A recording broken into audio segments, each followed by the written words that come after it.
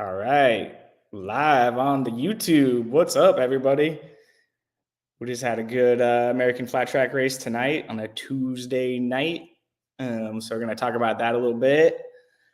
We're going to also talk about how American flat track needs to do their job. Just kidding. There's already a podcast that does that.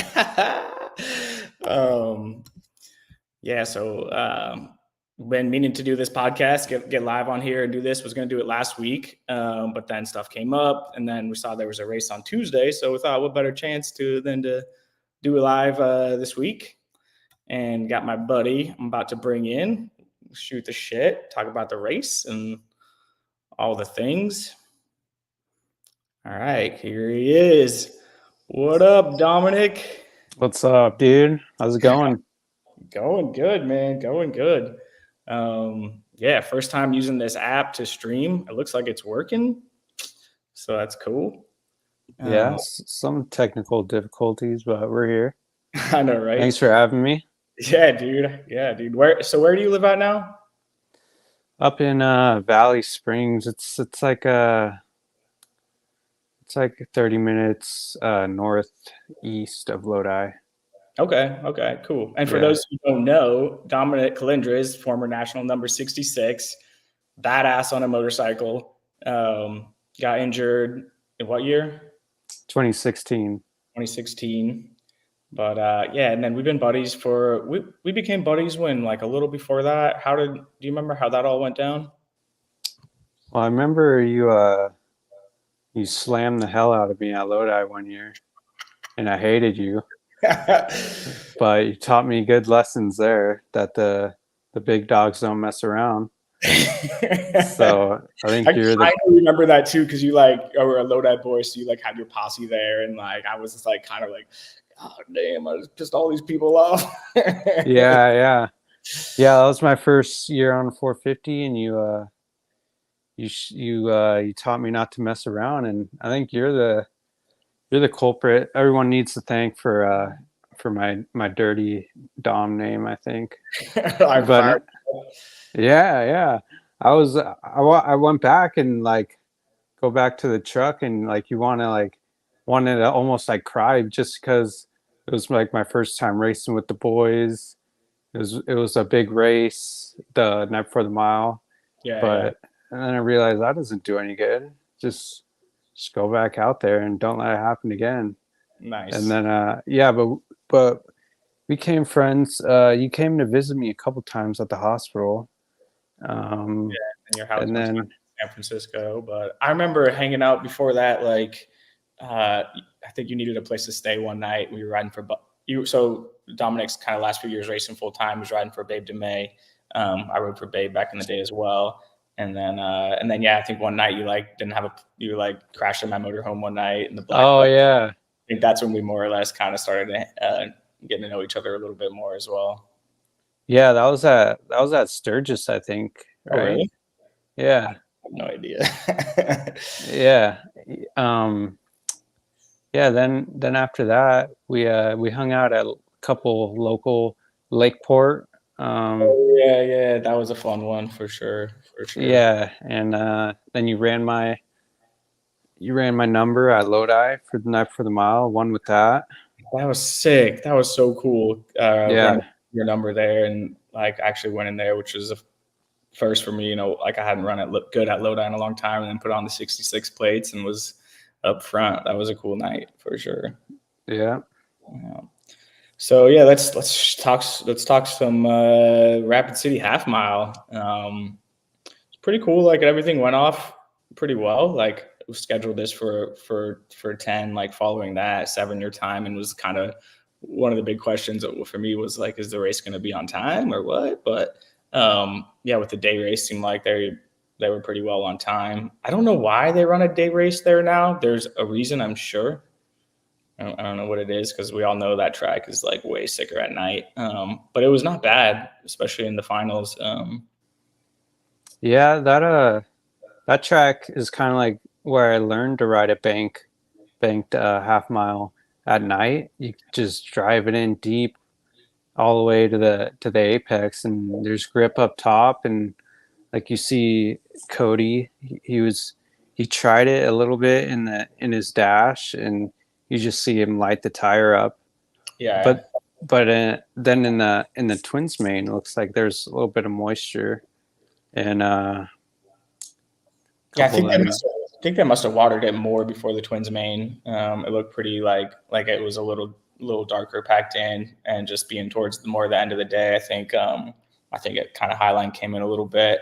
But yeah, we'll just they're not too much exciting, so we'll blow through Rapid City and then talk about some other stuff. But let's bring it back to qualifying a little bit. Just I mean, the main interesting point from qualifying was old Chatty Boy on pole position on the Super Twins class, which was cool to see. Do you think they were checking his restrictors after that? Man, Jared probably made him check. But no, Chad, that's a lot of Lodi boys seem to do pretty good there. It's kind of like I don't know, kind of like a Lodi. So Yeah. I don't know. Chad's good riders. Seemed like he was on a good bike. For sure. Yeah, it seems like he does well on that thing sometimes. And then also, I think he was in the second group for qualifying, right? So I think that plays a big factor. And sometimes when like on a groove track, it gets faster as the day goes. So like the second session out, like the track just might have that much more rubber on it. But either way, he got the pole, which was cool to see. And then it was like obviously like just kind of wait and see if he's able to get it done later on. Yeah, bad start in the heat race, and that's where it all starts. The heat race, especially on a day race like that. Like obviously, you got to like position yourself well, get a good start in the heat, run up front. Yeah, he got Declan on the last lap of the heat race though. Declan, yeah, dude, that kid surprises. Like he must, even though he's a little guy, it's like the twin suits him better, you know? Yeah. I remember like one of the only races I've seen him up there on a 450 was maybe Springfield, right? Springfield Mile, and but yeah, that's ran with Johnny Goad, right? That bike. Yeah. So he's got a good setup heading out most of the time. Yeah. Those old heads, they know how to look at a track and get a good base right from the start. Yeah. And Declan did good, dude. 4th place in the main. Like, wow, that was definitely one of the surprises of the day. I mean, he's been doing well, but I saw him work his way up to 5th, I think, and then all of a sudden he was 4th at the end. So I don't know if I thought Vanderkoy was running 4th, and then I don't know what happened, but yeah, Declan ended up 4th, which was really solid for him.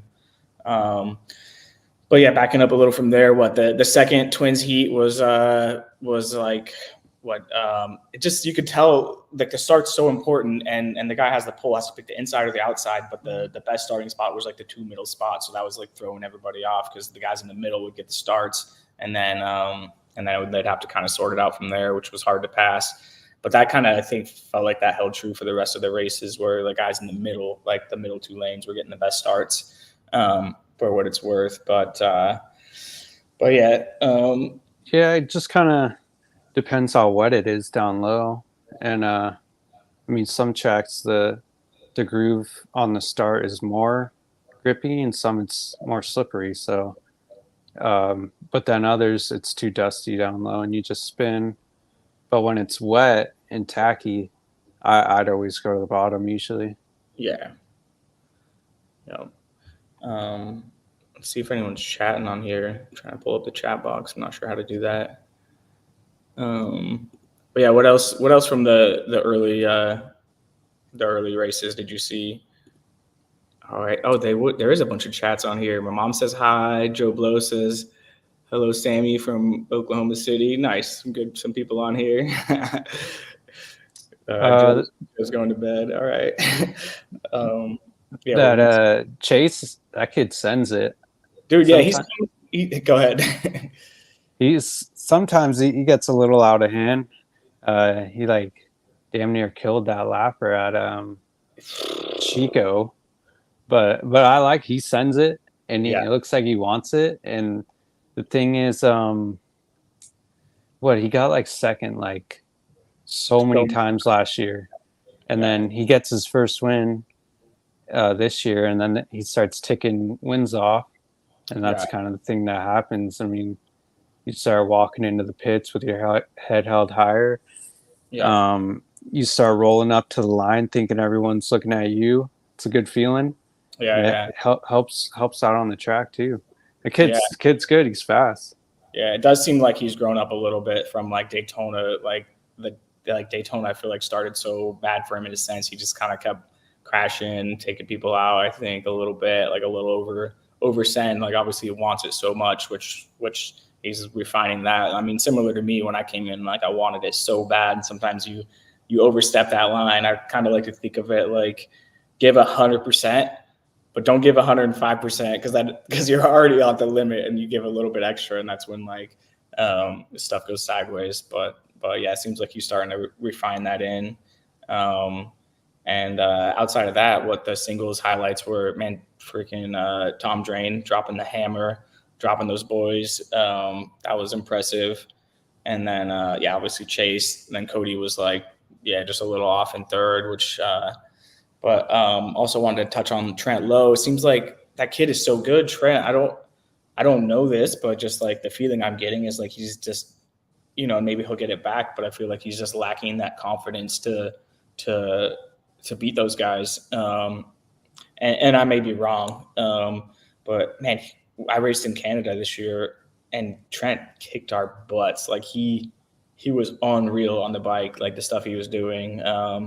So I know he's so good and has the skill to do it, but yeah, hopefully he's like it happens. You in a rut a little bit right now. It seems like he's in a rut. Maybe it's more the bike than him. I don't know, but I feel like he's definitely got he should be up there more to the front. But yeah, I don't know if it's more a mental thing or what with him. But I could kind of that's what I sense. But yeah, hopefully he turns it around. I mean, I'm Yeah, sure he that eventually, but I thought that'd be a good track for him. I remember one of his first wins. Maybe I forgot where it was. It was a groove half mile like that. Real clean groove. And then at Lodi, he showed up. I think he was the fastest one this year. He just these they're kind of just following each other in the line. How Lodi gets sometimes with certain people, yeah, but I think he was the fastest. But yeah, he's good. He just I don't know if it's setup or what, but it seems when he's on, he's pretty on. But yeah, when he's off, like Cop and Drain, like dude, they yeah. just kind of run away. Every weekend, yeah, Cop and Drain and Sadoff are definitely in class of the field right now. But yeah, like I said, that race I did in Canada this year, dude, Trent was impressive. Like he was like making that bike do whatever he wanted. Yeah, I was on the struggle bus in comparison. But yeah, that's what else was the singles class? They had but someone got freaking Raggio. Like, dude, what? Like I was surprised by Raggio. He got fourth or fifth. He was in the mix. I think fifth, right? Or maybe fourth. Yeah, no, he got fourth in the main, and Yeah, it's another Lodi boy who I was watching in the heat. If he got more aggressive earlier on with I think it was Ott and Shayna. If he passed Ott, he could have went after Cop, and then that would have gave him a front row if he passed him. yeah. But He's definitely come a ways. Like I was down in Pensacola, like training, and he was there, and I was like, I didn't think the kid had it, but he's. I mean, that's the way it goes. Like you stick with it, and it comes, and it's showing. It's coming for him. Let's touch on rider intros. I think you missed it, but I think it's fun to touch on rider intros. Cody did the intro, and he had his helmet on. Like he was fully kitted with his helmet on for intros. Probably just. I think he was just doing that to be funny, which was, and then Raggio, I think 2 weeks in a row, 2 weeks in a row. He at the rider intro. It's all the pro riders, and then Raggio and his chick. And it was just like, all right, cool. It was just different. It's like thought it was kind of unique. yeah, But obviously, it wasn't too distracting for him because he was up front.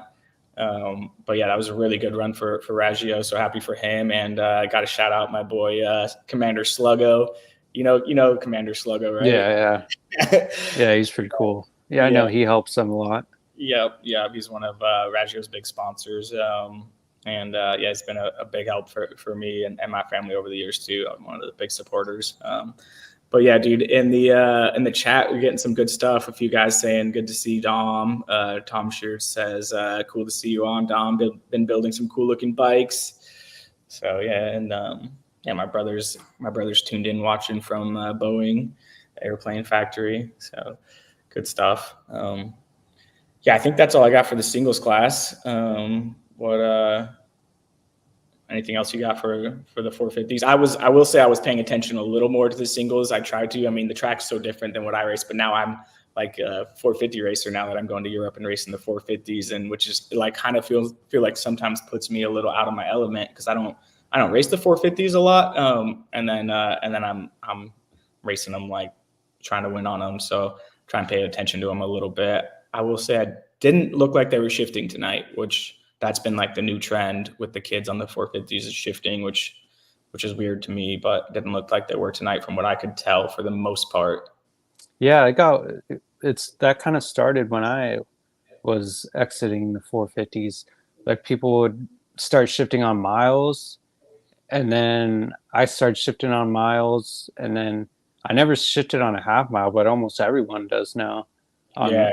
But yeah, I didn't really see if they were or not tonight. But yeah, I don't know if that would have been a track to shift on. Yeah, it's so round, right? Yeah.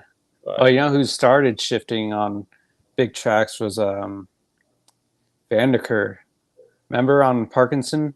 oh yeah, I remember that kid Yeah. ripping. Yeah, he was like my main competition on 450s, and he was shifting like Santa Rosa. He beat us all by like half a lap, and Yeah. shifting at Sac Mile. So then we all started doing it. Yeah. Yeah. Okay, bringing it back a little bit. How do you feel about the $500 awards where they bring guys on the podium and they give them a big check for $500 and they're like, "Hey, here's $500. Good job. Like it's $300 to enter the race, but here's $500 on TV and stuff." Like, What was that award for that I heard? they do like a pole position award for $500, and they do like Yeah. fastest lap, or like Oh, fast qualifier $500, and then they do a fastest lap $500. But they also had a middle of the race. yeah, I think that was new. Yeah. I think that was new. Yeah, I don't know. I feel like it should go into something else, maybe.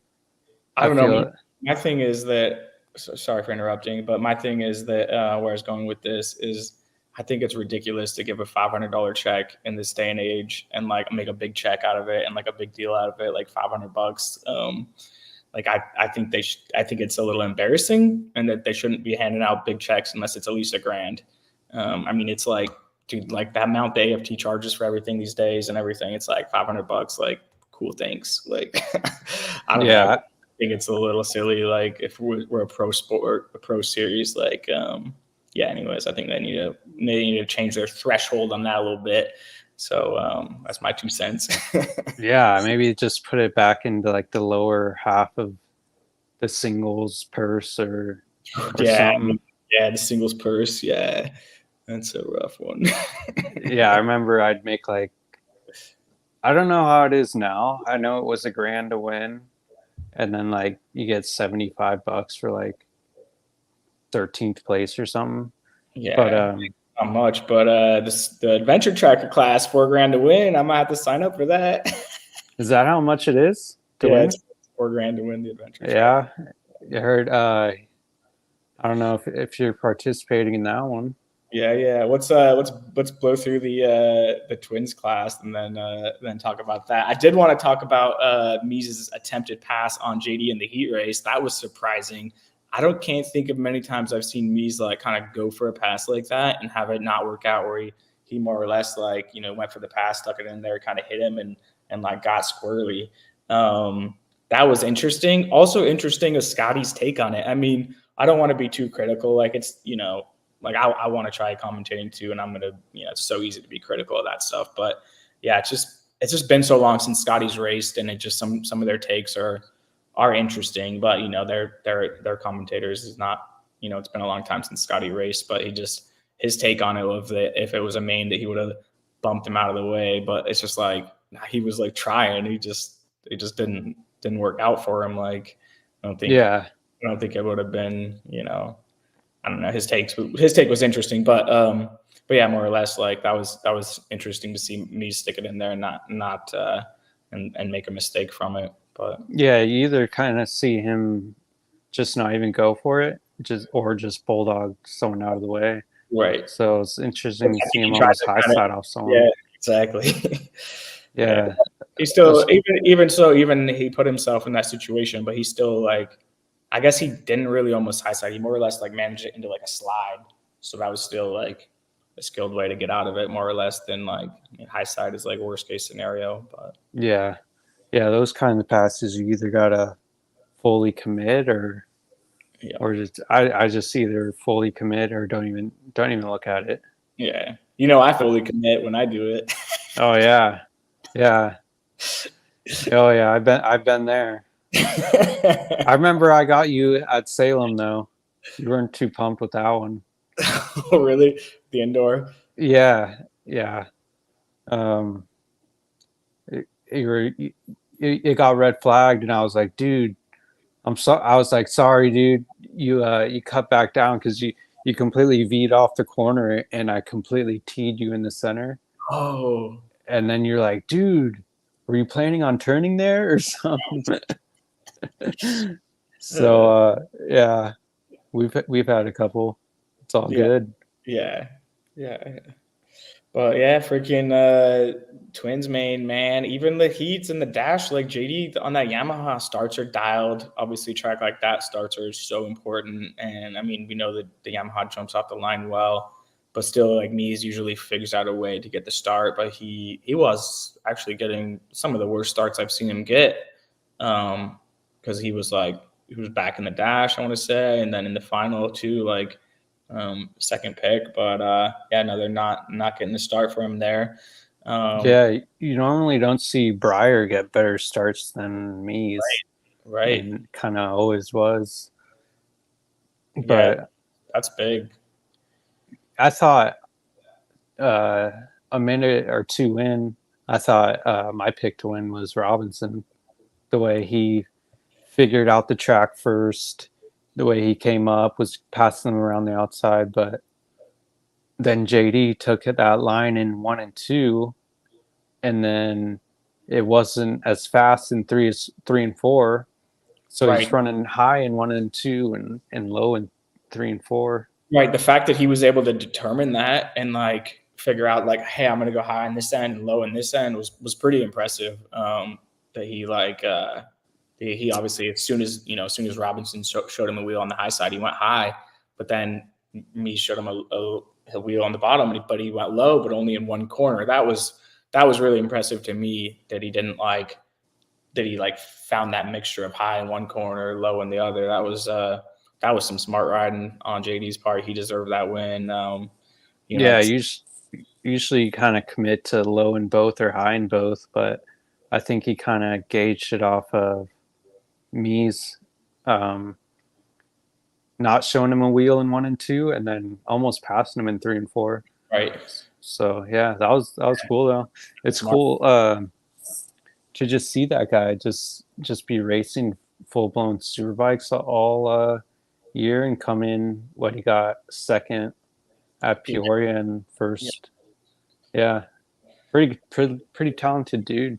Dude, he's so good on the bike, especially the TTs. Like some of the stuff I've seen him do, like when even taking him to Rossi's, or not, excuse me, I didn't take him to Rossi's. He went to Rossi's, and he was so good there, like just so smooth and effortless for him. I think, yeah, he's one of the best for sure at the TTs, if not the best for sure. So kind of bummed that he's on the entry list for Sturgis TT, because I was kind of like, licking my chops a little bit because I'm riding the Yamaha at Sturgis TT, a street race. I'm like, I love a good street race, and I'm like, me's, and like I just figured like Briar would be my only competition. But yeah, with Dallas, with Dallas out, it opened it up a little. But then JD's gonna be tough, but he'll be good there. Yeah, he's got a lot of supermoto background too. dude, he's just so good. I just have to give him a good slam. Is my that's the move. Yeah, test that front brake guard. Exactly. It's a good thing we got the front brake. Yeah, tighten that thing. Yeah. Can you run full on handguards, the wraparound? I don't think there's any rules against it. I don't think there's any rules against it actually, but I mean, you may want to. I mean, for moving people out of the way, and also if you tuck a front end, you grind your finger off without one of those things on. Yeah, true. Yeah, it'll be interesting. But yeah, so what else on the twins class? I mean, Chad, in the mix was cool to see. I didn't expect him to he did as good or better than I expected. Just jumping in the twins class. Obviously knew he could do a fast lap in, but didn't expect him to be there at the end. But he was pretty close. Wasn't too bad. But yeah, again on Declan, he was so good. Dick Tibbetts is helping him out. Dick used to coach me's and he used to coach myself. I learned so much from Dick on how to train, manage heart rate and stuff like that. He's helping out Declan. He commented on here that Declan was the fastest the last few laps of anyone. Solid indication of fitness. So he said, I think he's eating hemp hearts, kind of like an inside joke with Dick and I have been making hemp milk with hemp hearts and stuff, drinking that hemp milk. So yeah, Declan's putting in the work and it's showing. So pumped for those guys. It will be interesting to see what they do next year, just because, no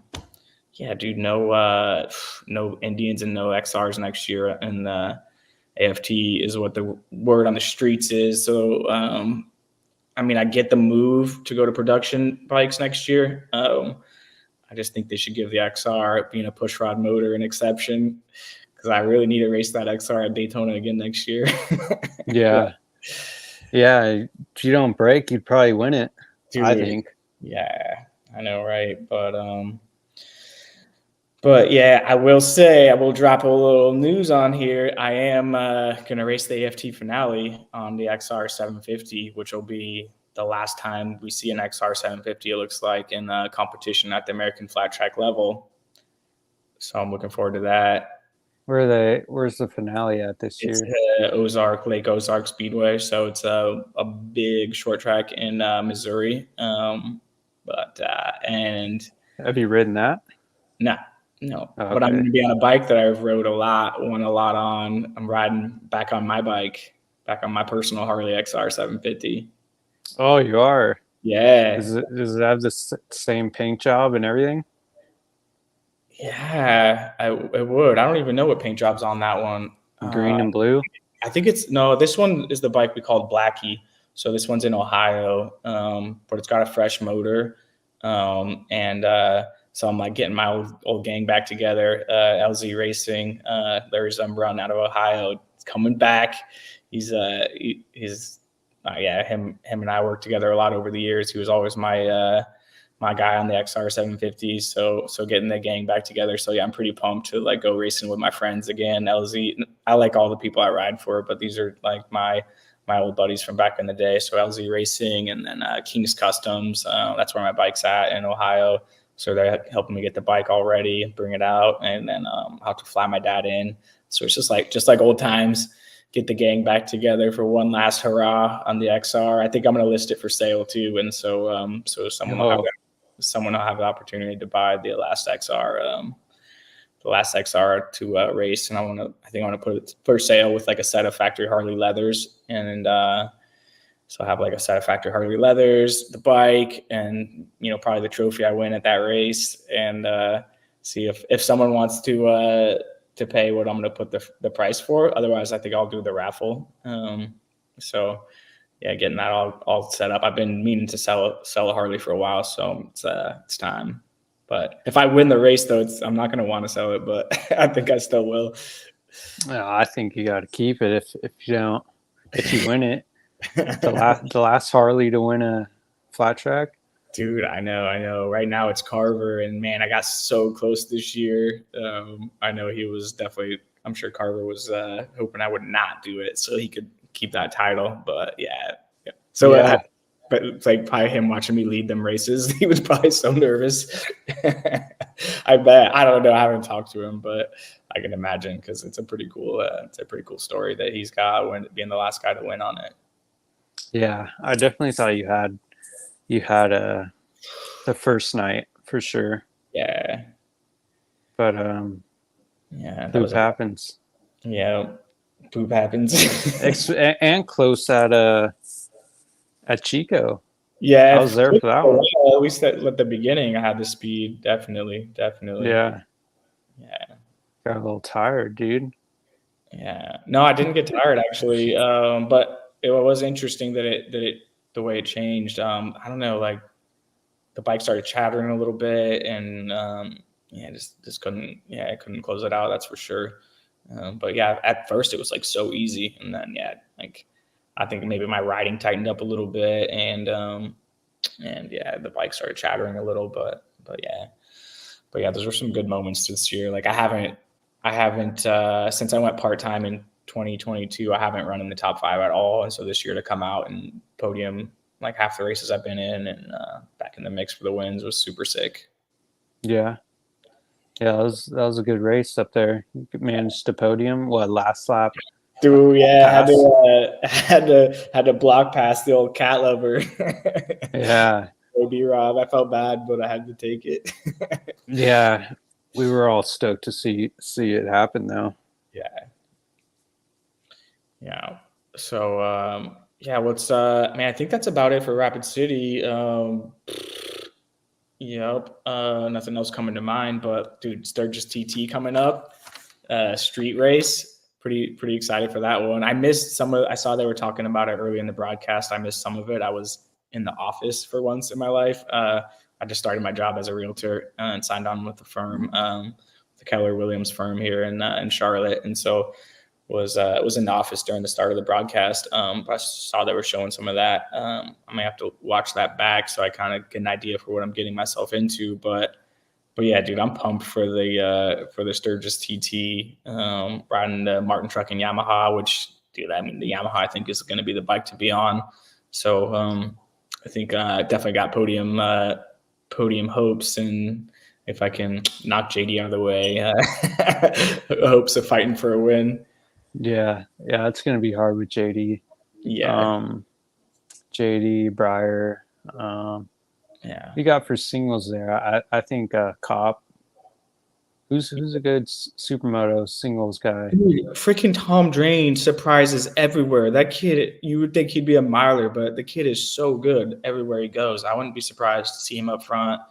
I don't know how Chase will do. But yeah, when you mentioned Breyer, that brings me back to tonight's Rapid City race. Like, that was surprising, him in the main. They did say he got 12th there the last 2 years. He obviously looked good early on. I think he won his heat race, pull for the main event, and then, dude, just straight to the back in the final. It's almost like he just overrides it, a little bit sometimes. Is maybe what I like. But that's a big story from Rapid City tonight. Yeah, from the pole position to that. Tough for him, but obviously that he's got his hands full with the KTM. And also, I think just that track is probably not, although he's won there, from what they said, I think that track doesn't maybe suit his style, being that's like such round corners. I think he kills it on the paperclip tracks. But yeah, those are some long corners. Yeah, it sounded like from the heat race, he kind of knew. He kind of knew he couldn't sustain that for the whole main. It just kind of seemed like maybe he was just blocking a bit.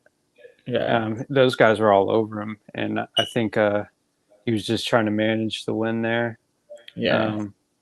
Seems like Breyer's that type of guy where it seems like he almost gets a little discouraged when his bike isn't doing too well. Oh, for sure. And Yeah. I don't know if he gets in his head a little bit. I think he's probably one of the most talented flat trackers I've seen. Oh, yeah. In Right. Yeah. yeah, in my area at least. Seems like he's kind of like a Eli Tomac back when he was on Cowie, when the bike had to be pretty good, and then he'll just kill everyone. And other times he'll just oh, the bike's not good this day, I'm gonna get a 6 or something. Right. And it's he sounded like he wanted it to be a night race too. I mean, going in, even, he was talking. I even messaged with him about it, or he posted something on his story, and I had to chat with him about it. But yeah, he said what in this interview. He said it's a wasted opportunity to go to that track during the day. Yeah, I mean, he's right. Yeah, that's a sweet track, and the thing that makes all these tracks in AFT bad or good is the prep and when they run it. Like, there's good tracks that the prep's done horribly and the track's horrible and injures people, and then there's tracks where they're all right but the prep is done good and there's sweet tracks. Like is that beeping on your end? Do you hear that or what? Yeah, I think that's me. I think I got the old smoke alarm going off. The warning that the battery's low. Oh man. I don't know. I hear it. Yeah. Well, let's talk about the adventure tracker class, dude. How do you feel about that? You think I should run it? I have no idea what it's going to be. I don't think any of us do. Yeah, I don't even know if the bikes are going to be on 19s or I don't think so, man. I think it's pretty stock. I think there's kind of a spec-ish tire, but I don't know, dude. But I was thinking about running it. Yeah, with a full face with sunglasses inside your helmet, like an old touring guy. That's what I picture when I look at those bikes. Yeah, it's a weather jacket on instead of leathers. I'm gonna run it, dude. I'll pull up the bike that I'm planning on racing. See if I can pull up the bike here. Can you see my screen now? Yeah. Yeah. What? All right. What? I think I'm gonna ride one of these Triumphs. Is it this one here? Dude, the new Tiger 900. Nope, not that one. 660. Nope, not big enough. How about the 1200? Yeah, dude. Do you think I'll be able to touch the ground on this thing? Dude, those things, the seat's wide and they're tall. How about which one should I know? Which one should I go for? The GT Pro, Tiger 1200, GT Explorer, Rally Pro, Rally. I just aim for the lightest one. What's the most expensive one? I want that. How about the Tiger 1200, Rally Explorer 24K? Hopefully they bring this one for me. Yeah, Triumph's going to bring me a bike. It's probably going to be like this one here. Yeah, man. Jet black. Throw some 69s on it. Do you know who else is entered? Yeah, well, the Triumph team, I'm not sure what's the holdup. Like, they're Tom Sheard, will you be able to touch the foot pegs? Yeah, dude, I'll be able to touch the foot pegs, but not the ground. Yeah, I probably couldn't touch the ground. And you're a little shorter than me, right? Dude, yeah, I'm like 5 foot and nothing. Yeah, I'm 5'7". I was 5'4" at one point in my life. Yeah, dude, I'm stoked. I'm gonna ride the Triumph. I'm pretty pumped for it, like, just because we'll see what happens. But yeah, I'm pumped to ride the Triumph out there. They're gonna have dude, I think Ivan Cervantes is on the team. Like, they haven't put out the press release per se, but I think it's supposed to be Ivan Cervantes. Do you know who that is? I believe he's an off-roader from Europe, right? Yeah, he's like a badass from over there. And then they have a couple of their stunt riders, I guess Triumph supported stunt riders, blanking on their names. And then Rabby Bobby and Oh man. yeah, and Cole King, and the Slammer. So yeah, pumped for that. I was gonna ride the Harley Pan America for Saddleman Harley, but then like some sponsor conflicts. Like one of my biggest sponsors is Castrol Oils, and then and they're sponsored by a different oil company, and then also my OnlyFans sponsorship. I think they wanted me more in like Harley leathers than OnlyFans leathers, but you know I'm gonna be rocking them OnlyFans leathers. So Triumph was cool with it, and so yeah, that's the plan. Yeah, congrats on that deal. I mean, bringing something to the table for flat track, a little bit of change, a little bit of a different crowd, hopefully. Yeah, thanks, man. I know it's wild. I think it might be the first time I've brought in like a big like outside the industry sponsor. You know, it doesn't really happen for flat track that much. It's like really a really rare thing, honestly, that a rider brings in an outside the industry sponsor. And yeah, they're really supporting a lot. Do you think you can like try and figure out how to shut that beeping off or no? I don't know. Are Okay, you sure? Are you sure it's me? I've never heard it before here. really? Yeah. Okay. Um, yeah. Anyways, yeah, stoked for yeah, bringing the OnlyFans thing in is a huge thing for me. It's really allowing me to go to Europe and race the FIM Flat Track World Championship because there's not much money in the FIM Flat Track World Championship, but it comes with an FIM World Championship title, which is like super legit. And like I was determined, I'm like going this year no matter what, spending my own money doing it, but then being able to bring OnlyFans in was makes it to where I can make money doing it and make it worth my while. So that's been really rad. And I did you subscribe to my OnlyFans yet? Dude, I gotta make a profile. I Yeah, don't have one. I don't have the app or anything. yeah, no, all good, all good. I know it's like that's the thing, right? So it's like you have to get people on the platform, which is like the first obstacle. So just to like educate a little bit on that. Um, yeah, like it's free to subscribe to my OnlyFans. You just got to go on there, create a profile, or like just get on the platform. But there's just like a couple steps you have to go through to like verify your credit card. I think like a one-time 10-cent charge just to verify your card and who you are, and then get on the platform. But like I'm doing, like you know, it's a smaller following for me, so I'm able to like, and I'm kind of trying to do what I can to like more or less reward those followers by like dropping all my news first. So like I would have already dropped the news that I'm riding for Triumph on there. I would have already dropped my kind of upcoming schedule and just different things. And and I'm able to be a little more real, a little more like myself because and less polished and just yeah, I'm kind of having fun with it and it's kind of like more of an exclusive community because yeah, it's not going to be like the same kind of following I have on social, like other forms of social media, Instagram and stuff like that. So I'm able just to be a little more raw, a little more myself and have fun with it. And so yeah, I'm posting on OnlyFans like 3 times a week at least, sending like at least 5 direct messages a month to all the people on there with content on there and engaging like to all the messages and a couple lives a month as well, at least 2 lives a month. So that's kind of the program there that we're on and yeah, having fun with it. It's going well. And like, I have all these races coming up as well. I'm doing, so yeah, Sturgis next weekend. And then I have 1 weekend off and then I race in the UK and then I'm going to do a flat track school in Norway. And then I'm racing another FIM race in south of France. And then I'm doing the AFD finale on my personal Harley, which I'm so stoked for.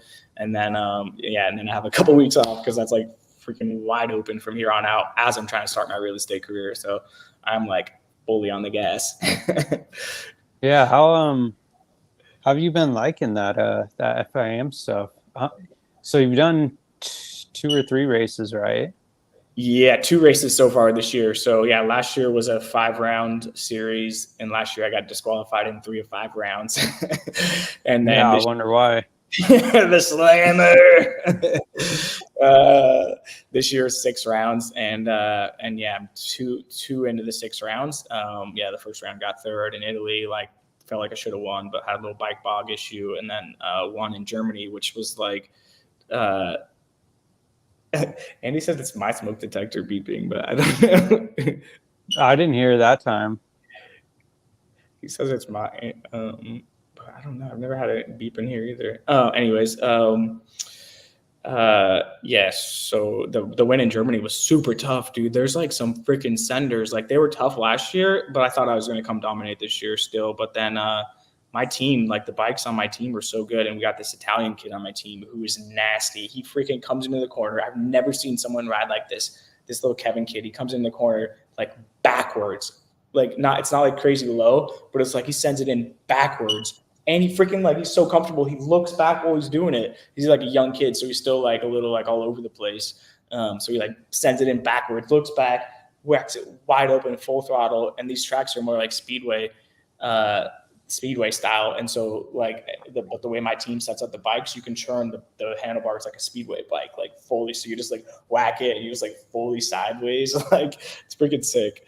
But that's why I like, but like, it's like my teammate's going to be tough. But yeah, I got the point lead now, so I should be able to like bring it home, but it won't be easy. And so it's kind of a matter of, as long as I don't get too slammy on them and take anyone out and get disqualified, I should be all right. Well, so they don't like any sort of contact over there. Well, so it's run like speedway. So in speedway racing, they start like 4 guys, and if someone falls, and if there's a red flag in speedway racing, they eliminate someone. And so that's what they were doing last year. If you fall, like even if you fall on your own, you're eliminated from the race if you cause a stoppage. And they have referees, and these referees are there to do a job and be a referee. And so they're there and they're trying to do their job and like referee. And it's like kind of silly that they have freaking referees, but anyways, that's just like it's just the way they do it. But this year they loosened up the rules. They listened to the fan base in America that was like going off about these Europeans playing like injured soccer players, and so they did like take notice from what we did over there last year, and they loosened up the rules to where if someone crashes the first time, they should just go to the penalty row. And then if it continues to be an issue, eliminate them. But yeah, at the first round, I actually did bump the dude and he fell. Yeah. I posted it on my OnlyFans, but yeah, like then the refs didn't make a call, which I was like, thank the Lord. I got away with one, but yeah, I gotta back it down a notch, I guess. I think it's partially those tracks there, because they're like speedway style tracks. They're loose. Yeah. Guys are sliding. If you just like bump them a little bit, they fall so easy. I don't know. Yeah, if it's the riders tracks or what.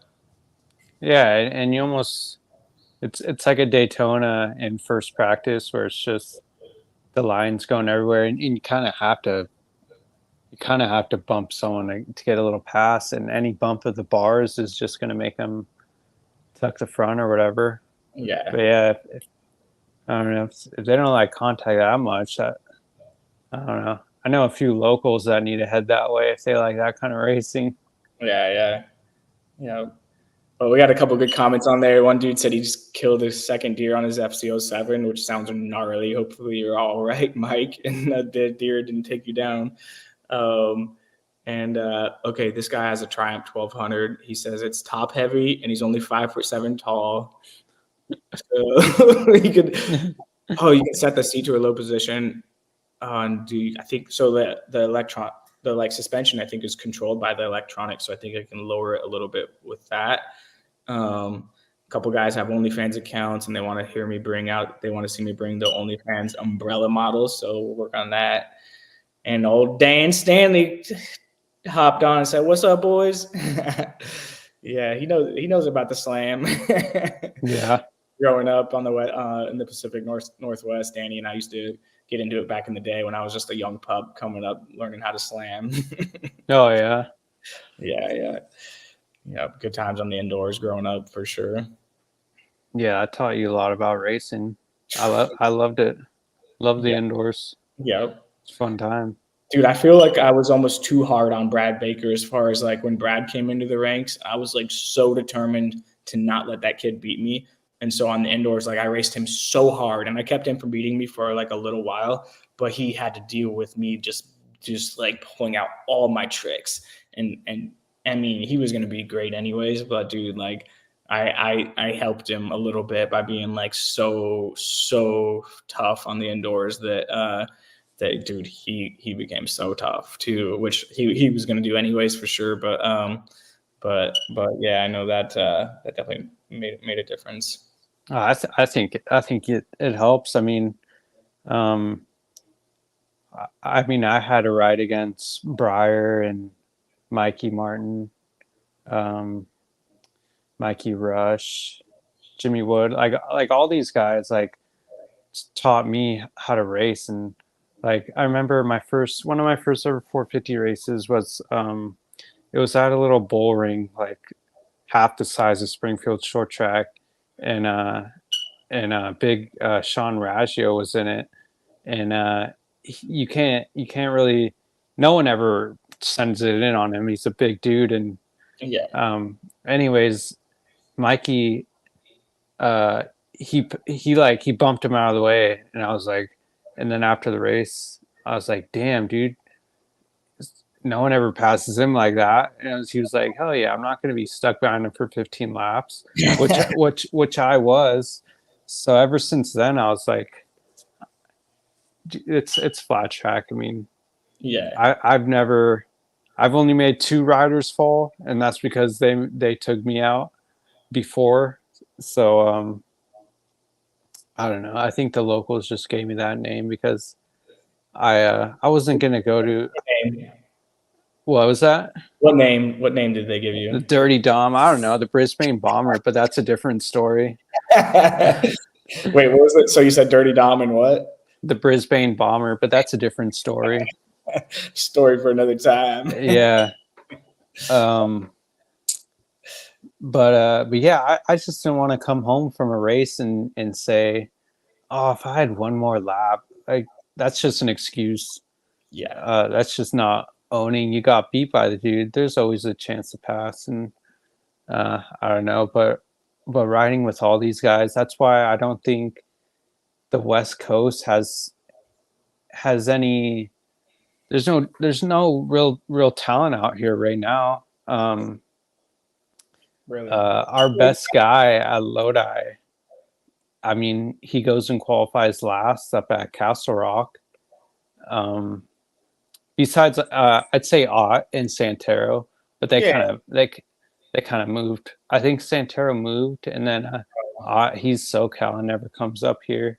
Okay. But Okay. yeah, I just think these kids have they have no national numbers to race against like Dang. I did Yeah. to teach them stuff. And like the night for the mile, that died.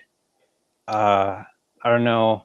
I posted a picture a while back. There's like 6 national winners in the main event, GNC or Twins national winners, and then these years it's just the locals out there. Besides Trent showing up, Trent Right. Lowe.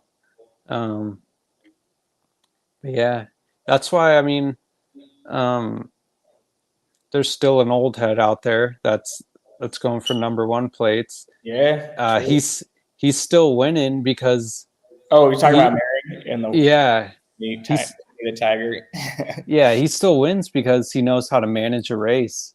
And a lot of these kids, they'll win some weekends and then they'll throw it in and almost high side off someone the next, Yeah. or Yeah. just yeah he still wins just because he knows how to manage a race and experience.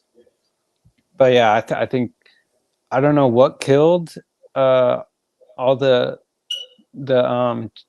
twins guys going to local races, but I don't know. I um, think also like yeah, just there's more twins races now. I don't know. Yeah, it did shift though for sure. Yeah, Mies and I used to go to all these races and yeah, Yeah, I started changing.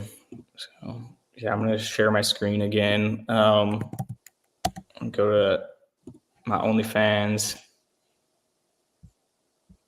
Careful. All right, where's my profile at?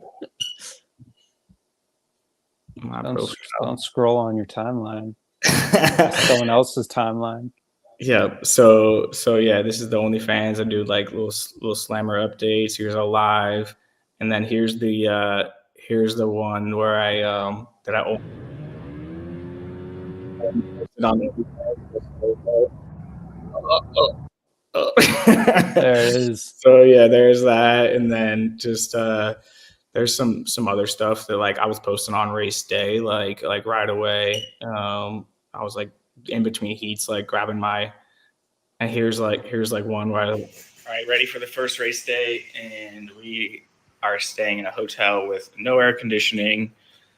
Just the rough scene over there. Sometimes there's like no AC and in Europe and whatnot. So yeah, just like able to be a little more real on OnlyFans, and just drop the content right away, the full main events and stuff from on board, which I'll be able to do from American Flat Track. There's some restrictions with what I can do with my onboard footage for the TV broadcast. But yeah, hopefully, I think I'll be able to do a little more on the OnlyFans since it's behind a little bit more of a security wall. So I'll probably push that a little more there. But some behind the scenes. That's yeah, pretty cool. Yeah. How much does a win over there get you? The prize money? Yeah. So I will say, like, the guy from the FIM called me today, and they're really going to put some effort into growing that series. I guess the president of the FIM is putting initiative forward to grow the FIM flat track series. But like right now, it's like it's disrespectful what they pay us.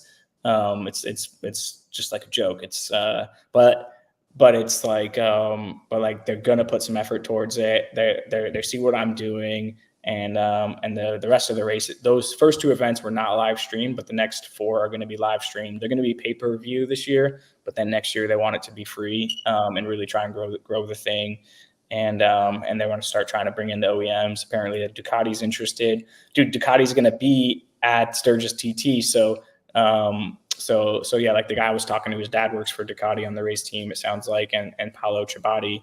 They're going to be at Sturgis TT this weekend, and so they're supposed to come chat. So yeah, hopefully something with Ducati would be in the works. Would be cool to get them involved in flat track, whether it's FIM flat track or otherwise. But dude, it's $250, 250 euros to win. How much is that in American? So euros are just worth like a little. They're a little more than the US dollar. And then Canada, I don't think makes the board. No, I'm joking. But yeah, it's quite similar to the US dollar. The euro is just like a little bit more. So like 250 euros is probably I don't know. But yeah, it's just yeah, you probably have to. Was it like 250 euros is probably like 260, 270 US dollars or something. Yeah. Oh, that's crazy. I didn't know it was that much. Yeah. I don't know. It's just a little difference between the euro and the US dollar, but yeah, there's no money in those races, unfortunately. So 100 pesos to win, Mikey Martin says. What do you say? Martin's on. Mikey said 100 pesos to win. Yeah. So did you were you able to choose your bike? You like the gas the most? Yeah, well, it's more or less like the team I ride for is really good. So it's Fabrizio Vesprini. He's this Italian dude. He loves America. He's been a few times, and he has like one of the best teams over there, more or less. Like he knows how to set up the bike. Like he gets the brake lever low. He gets the steering where you can just lock it fully sideways. And like I said, the style over there is a little different. And so he sets the bikes up well, and so it's more just like the team situation, just finding like a newer 450. And Oklahoma Reddit says so. That was one of the things about OnlyFans. They don't have an app. They do have maybe like an OnlyFans TV app, but OnlyFans is just OnlyFans is just a website, more or less. So they don't have an app. So you just have to do it on the website. There is OnlyFans TV, which I think they have an app for, which maybe I'll try and put some of my long form content up. And then Brian Pecor says I was pretty close on my calculations. It's $272.92 in US dollars. Man, make more out of Lodi. Dude, yeah, that's what I was saying. It's not, it ain't about the money. We do it for the honeys. Yeah. No, but it comes with the FIM World Championship title. So that's more or less the thing. Like, I didn't get it done last year and was like considered not doing it again this year, but I just want to go get it done, get the World Championship title. It's like a legit FIM title where I think they require you to go to the FIM Awards Gala at the end of the season with like MotoGP guys and World Superbike, all the guys. So the goal is to get it done, force myself to go back there and wear a suit and tie, do all the things, which now that I'm Realtor Sam as well, I should have the gear. But yeah, that's the deal. So I'm really fortunate that OnlyFans came in with the sponsorship, like I said, because it's some money suck. Like being over there for 2 weeks, this last trip, hotels. I will say the hotels are maybe a little cheaper than in the States, but then the food, you're dropping money on the food and like all the things, like it adds up quick. The tolls are quite high as well, driving around. So yeah, I need to find someone to go with me on my Euro trip. So drop me a line if you want to come to Europe with me and pay for the hotels. To all the Slammer fans out there, and come experience the Slammer World Tour. Just help me offset the costs. Hell, I'll go if you pay. No, that's what I'm saying. It's got to be the opposite. Yeah, I know. Yeah, but that and hold the camera for the selfies for the pics. Oh yeah, be your influencer. Yeah, big guide. Now. So yeah, speaking on that, like the deal with the podcast here, we're doing this live podcast, and then new for me using this like streaming platform, but it should go like I think we're live on YouTube right now, and then I should be able to download the audio and post it up to the audio the podcast platforms. Speaking of podcast platforms, we should throw a couple shots out there, because I think the last time I did a podcast, I threw a little Corey dig, and it fired him right up. And I think Corey needs that. He needs a little bit of, you got to throw some digs out there and fire him up, because after that, he started firing off the podcast and growing that, which is cool to see. I enjoy your little podcast, Corey. Keep it up. But I will say, we got to touch on the Framer comments from last weekend, or his last podcast, where he said framers are dead. Basically, was saying that an American flat track, if they made framers legal for the singles class, then nobody would ride them. They would not be competitive on like any of the tracks, except for, he said the two tracks he said, I think he's like way off base. He said like Ventura and I don't know, some other like rough cushion, which is like, bro, no, come on. Framers, like a track like today, the Rapid City half mile, like all the clay half miles, the miles, dude, the framers would eat. At least I would if I was on one. Maybe you wouldn't, Corey, because you gotta know how to ride one. Yeah, I don't know. I've only ever ridden one framer, which was the twin. Okay. Yeah, fair. So you don't have that framer experience. Yeah. And that's the thing. So to that point, like all the kids now in that class, yeah, they probably wouldn't ride them because they don't know how to ride them. Like those OGs. But I mean, when I rode that framer, the twin, it almost solved all my flat track problems, I think. Like they just perform so well, right? Yeah, on a banked Blue Groove half mile, I sucked. Like I couldn't get out of my own way. And then when I go onto the twin, I'm racing against like Smith and Mees and Coolbeth and all them, and I'm placing top fives, and I couldn't even. I was 11th to 7th place guy on singles on most half miles banked grooves. I just couldn't hook up, and when I got onto the framer, I was like, it just solved everything. It was like the bike did all the work. So I know I would build a brand new framer 450 if they allowed them. Yeah. Especially with electronics these days, you could probably build a pretty sick one that will the motor tuning. You could probably fix a lot of problems that I don't know too snappy of a bike or something. Yeah. But I know I'd build one. Yeah. I mean, he does have a point. Like the DTX bikes like are good, and the kids ride them well, and so that has come a long way. So yeah, it has shifted that way, like for sure. But there's a time and a place, and I think some of these tracks, the clay half miles, the clay miles, stuff like that. Like yeah, I think framers Yeah, like imagine how tuned in you could get one of those new motors in a framer. True. Like I don't know. I'd build one at least. I'd throw 15 grand into one to make sure. I mean, you're spending that on a new DTX bike stock. Yeah. Well, cool, man. It's getting late out here on the East Coast. Anything else before we wrap this one up? No, I mean, so the next race is the TT.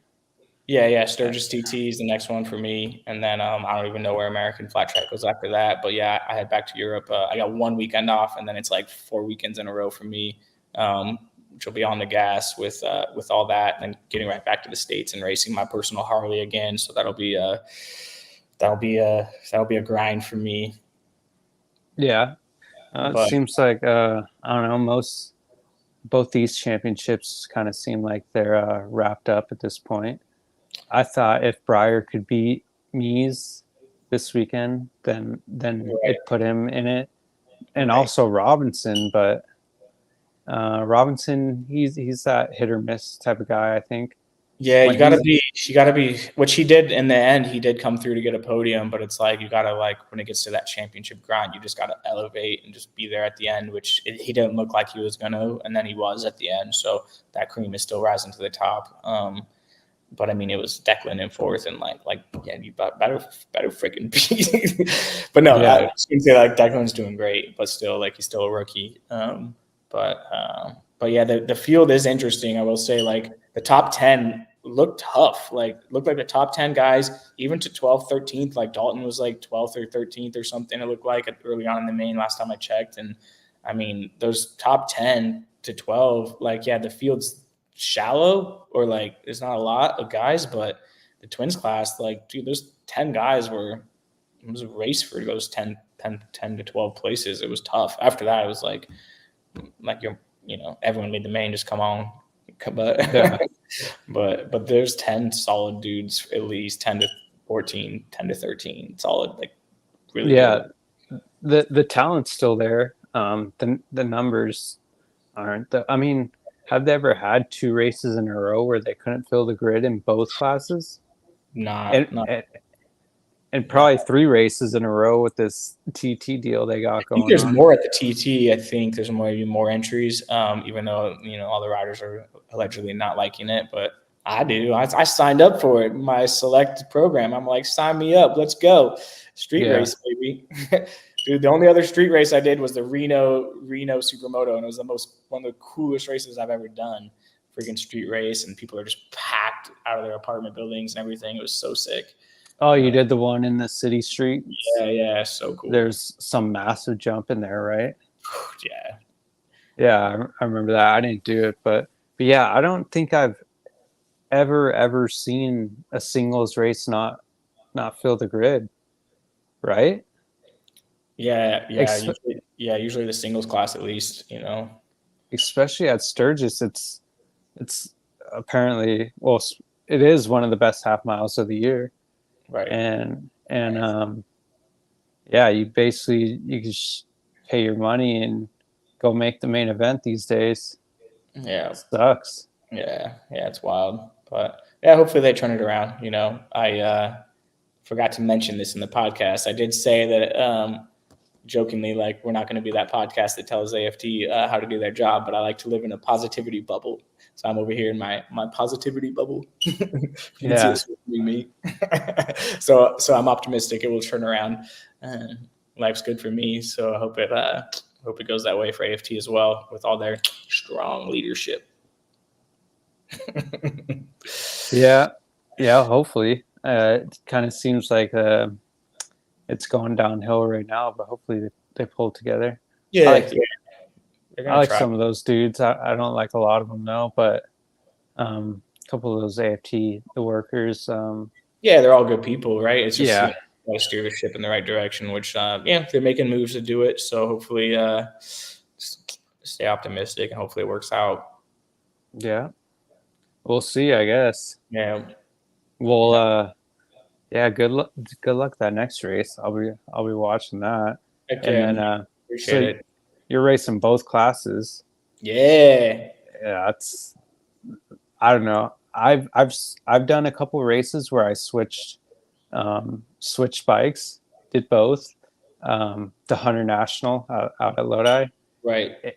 And it was almost scary going from the 100 to the 450 because you're railing up the TT hill. You've been there, and you got a lot of power under you compared to a little 100. But you're going to be trying to learn that dual sport adventure bike while wanting to get a podium in the twins class.